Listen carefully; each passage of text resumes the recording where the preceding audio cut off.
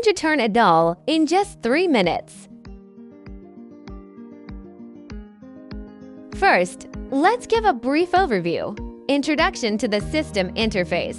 The system interface is divided into 10 areas: alarm information display and machine running status display, processing progress and time display, selection of manual cutting and automatic cutting modes, main processing menu areas, the current processing technology, display of external button linkage device, such as hand wheel speed adjustment, rapid traverse and spindle speed adjustment, display of absolute coordinates and relative coordinates, current processing technology data input, tool offset and tool compensation input areas, general settings and technical diagnosis areas, such as languages, standard units like diameter and radius, programming methods, etc.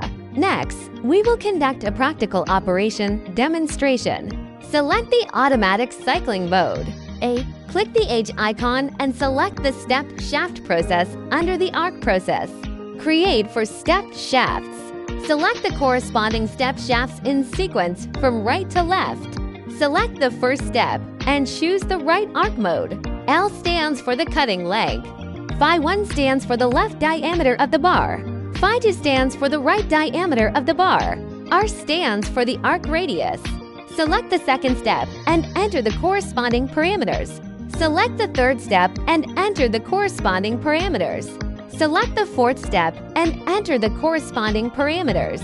Enter the parameters of the overall bar. TD stands for the single feed rate in diameter mode. F stands for the tool feed rate. Open the Finishing Allowance button. XD stands for the X-axis Finish Machining Allowance.